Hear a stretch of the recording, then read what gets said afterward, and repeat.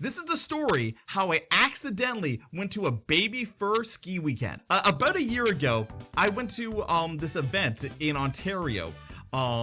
That's a camping trip event, okay? Basically, you go there, you go camping, all this kind of stuff. And I met a whole bunch of people there. And I met some people there that they were just like, Jik, you seem cool. Would you like to come back to Quebec in the wintertime and go on a ski trip with us? And I'm like, you know what? That sounds fantastic. I've never skied in fursuit. I would love to do that. I'd love to meet some new people, all that kind of stuff, right? They're like, okay, cool. Here's the time, date, address. You have to pay for XYZ and just be there. I'm like, okay, cool. So I go ahead and I get everything ready. The ski trip cost me $1,000 just to go to, in like travel and in the the residence and all that kind of stuff. And that's without paying for the lift ticket or the renting the skis. Okay, $1,000 before I ever put a foot on the ski hill. Okay, so I go ahead and pay that. And then I fly there, okay?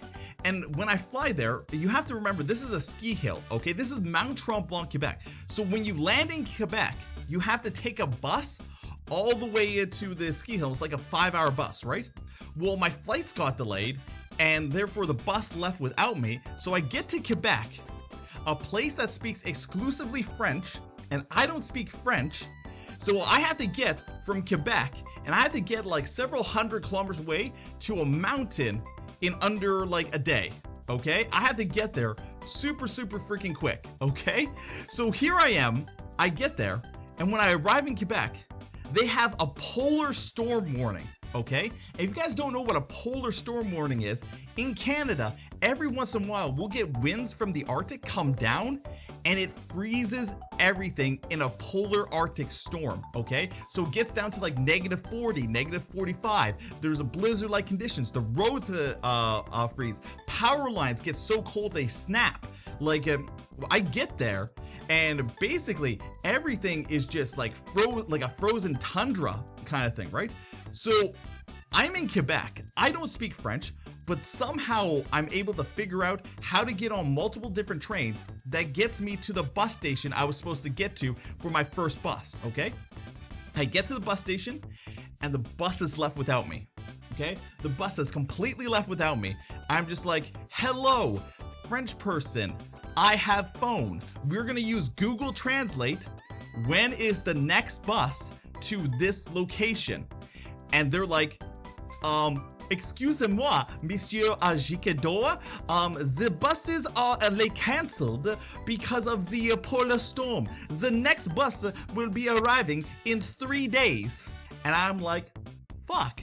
I'm supposed to be at a ski resort weekend for 3 days, and the bus won't get there for won't even get here for 3 days. How the am I gonna get there? So I pulled out Google, and I found out that there was a train.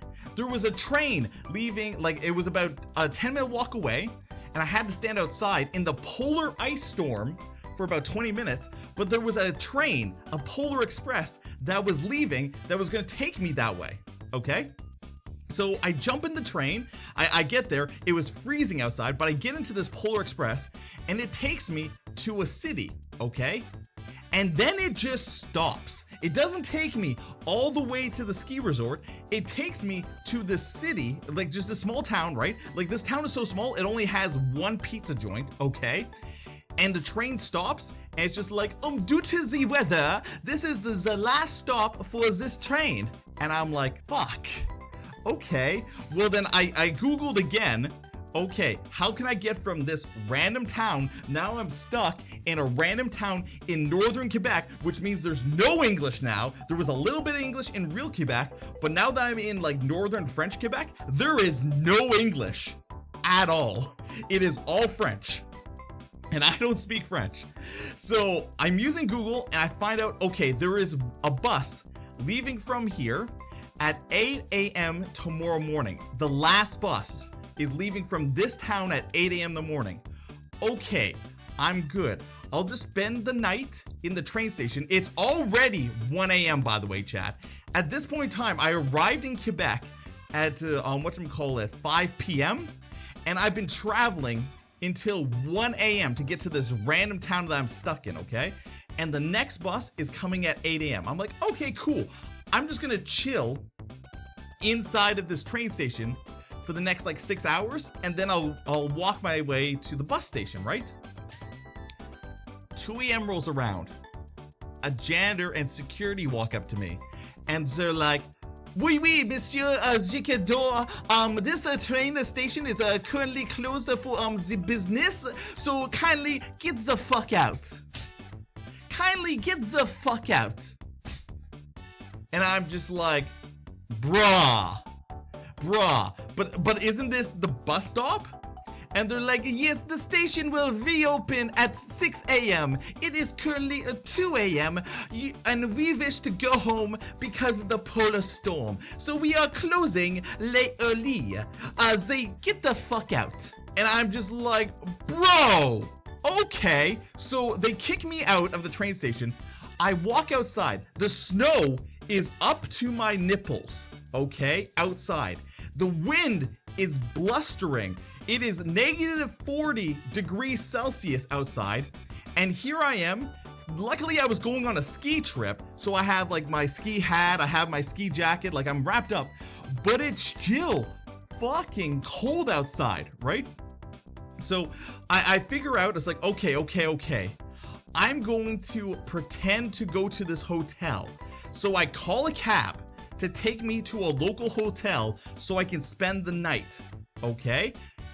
The cabs do not reach me for an hour, okay? From 2 a.m. to 3 a.m., the cabs do not reach me because it's so fucking cold outside. Cab drivers don't want to drive. There's barely anybody on the road. There's literally nobody driving this town because it's a polar blizzard out. But this guy, this cab driver, this savior, picks me up and drops me off at the Holiday Inn, okay? Drops me off the Holiday Inn, and I'm just like, okay, I am so fucking cold right now. Hi, miss, at the Holiday Inn. I'm gonna call a friend of mine, and if he doesn't pick up, can I stay here the night? And she's just like, oh, yes, oui, monsieur, you can definitely stay here the night. We are a hotel, and we have room. It is okay. So I sit in the lobby, and I start warming up. And I get on my phone, and another one of my friends that was going to this event, their plane was also delayed, but instead of taking the trains and the transit, they just rented a car from the airport, and they're driving it in the blizzard, okay? They are literally driving it in the blizzard, and they're just like, hey, Jik, I'm about an hour away from your location. Do you want me to pick you up, and we will just drive to the Mount Tremblant tonight? And I'm like, absolutely. And he's just like, okay, but if we're gonna drive there tonight, you will have to let me know if you have any winter experience driving, because this is really dangerous. And I'm like, dude, I've driven in the Arctic. I have worked in the Arctic. I have worked in Northern Ontario. I know blizzards. I know storms. I can exist in this. If you want me to drive, I will drive it. I am a goddamn god at winter driving. And he's like, bet. Okay, I'm gonna pick you up. Okay? So he picks me up, and we drive all the way to Mount Tremblant. Luckily, the entire way to Mount Tremblant is major highway, so they're constantly being plowed, they're constantly being salted, all that kind of stuff like that. Yeah, I worked in the Arctic Circle. We can talk about that later. But long story short, we get to Mont Tremblant. It is very, very late, okay? Like, it is super late. Like, we're talking about, we get there at like 4 a.m. in the morning, okay? So we go to bed. We wake up the next day at 8 a.m., right? Because our roommates are like, it's skiing time, right? The skiing slopes were closed. It hit negative 45 that night and was gonna maintain negative 40 the entire weekend. So they shut down all the lifts, because when you get to the top of the mountain, the wind chill at the top of the mountain was negative 50, okay? AKA you would hecking die. Okay, it would freeze. Like, we took liquids, we threw liquids out the window of our like our hotel room, and they froze instantly in the air. That is how cold this place was. Okay, so I paid $1,000.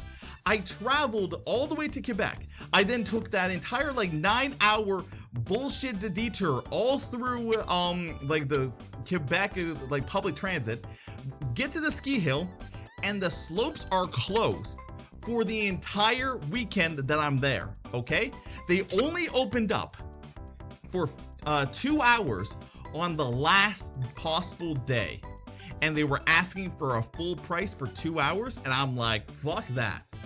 So you might think, okay, well, you're there for like, 3 days. What did you do?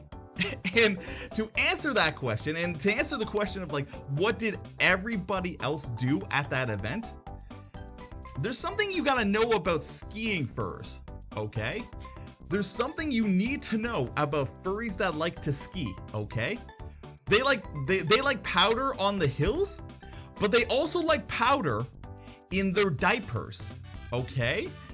Unbeknownst to me, this entire event had been organized by originally a baby fur organization. It started off as just a way that baby furs got to hang out with each other, and then as time grew, it expanded to include more people that were like baby fur positive and stuff like that. So they had an entire cabin that was the food cabin. They had an entire cabin that was the like the crib cabin, and then they had the entire cabin of like, I don't know what this is, so you get to be here. So the first night I did not realize this. The second night I go and get some food, and they're just like, all right guys, party at the party house. And I'm like, awesome, cool, let me go to the party house. And I get into the party house, and I'm like, oh, interesting. Everybody has onesies. And like, if you guys don't know, furries have this like something called a kigu, which is like basically their fursona as like a jumpsuit. So I thought everybody was wearing like jumpsuits. So I come in my fursuit, and I go onto the couch, and there's this guy on the couch that is in his onesie, okay? So I'm like, okay, well, you're in your thing, I'm sitting here, and he flops on me. So I'm just like, okay, well, I'm at a party, I'm just gonna like give you like pats and stuff like that, pat. And as I'm patting him, all of a sudden, I hit crinkle. I'm like, nani? The fuck? What did I just hit? And the boyo that's on my lap is wearing a diaper. And I'm like, oh, I was not expecting this. And then the second I hit that, I look around, and I'm like, oh, wait, there's like 6 people sitting in a circle, like playing with children's toys. And oh, there's a guy that is like 7'2", 300 plus, like 300, 250 pounds, and he's got a binky in his mouth. Okay, I now realize where I am and what I've walked into. Oh no! So all of a sudden, the guy that is like 6'8", 250 pounds with a binky in his mouth, he walks around and he stands right in front of me while I'm in fursuit, and he's just like, "Hey, you!" I'm like, "Yeah? It looks like you're playing with my boyfriend." I'm like, oh no. He's like, that means I get to play with you. So he takes his big hands, reaches in, grabs my shoulders, and then attempts to wrestle with me. Okay? Now, chat, if you don't know this about me, like in my past, when I was like doing university, I'm also a black belt. Okay? When I was going through university, I got my black belt in Goju Karate, and I used to compete provincially in like fighting, like MMA fighting. Okay?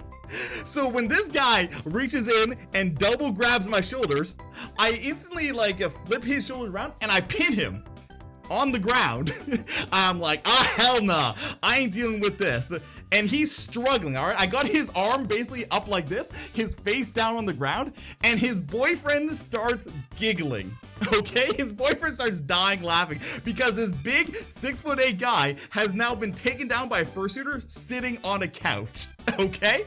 So he's struggling, and eventually I let him go, and he's just like, hey, you're kind of fun, but I wasn't ready. Round 2. So he tries to get me again, okay? Tries to get me again, and I pin him again. And I pin him again, and I pin him again. Every single time, like, he stops struggling, I let him go, and he tries to get me again, and I pin him again. I pin him again. I pin him again. The last time he came up to me, this is around like the 8th time that I pinned him, right? And his boyfriend's just dying laughing, by the way. He's just fucking dying laughing. The last time he comes up to me, I take my paw and I kick him in the face, like just a push right in his face, just a big paw right in his face, right? And he stumbles backwards. He stumbles backwards. And he falls and breaks a table, and that stopped the wrestling. When he fell back, slammed into a table and broke a table because he's like 250 pounds and 6'8", the rest of the baby furs were just like, "Hey, stop that! We have to pay for the deposit." yeah, party foul. I just pushed him a little bit too much with my foot in his face, and he fell onto a table, smashed it. Whatchamacallit, there was a couple drinks on it and all that kind of stuff. So yeah, property damage occurred. So later on, I helped them like build the table back again. We didn't get charged for it, but like, yeah, they were just like, okay, no more fighting. I'm just like, okay, well, I've had enough of this. Can I get some drinks? And they're like, yes, go ahead, Jik, go have some drinks. So I walk on over and I make myself a drink and I started having a drink. I take off the suit and I just started having a drink, right? And then one of the lead organizers walk up to me and they're just like, "Hey, Jik, so I've noticed you haven't run away screaming yet." And I'm like, yeah, I guess. And he's just like, "Well, most people that aren't into this kind of leave immediately. So, are you into it? Are you into the Crinkle Club?" And I'm just like, nope, not at all. Nope, definitely not my thing. But like, I'm not judging, like, I'm chill to chill, but like, not my style. And he's just like, "Okay, well, if you're ever interested or ever curious, just let me know. I got some extra stuff." I'm like, "Cool, gotcha. Not today, not probably ever, but thanks for the offer, buddy." So that was my first experience of going to a furry fursuit skiing trip. I paid $1,000. I got into -40 weather. The ski slopes were closed, and I got to wrestle a baby fur into submission until I broke a table. That was my first experience going to a fursuit skiing trip. I paid $1,000 to Mortal Kombat baby furs. I swear to Jik, your life is like a sitcom. You're not wrong. But here's the thing, I put myself into adventurous situations, so things happen.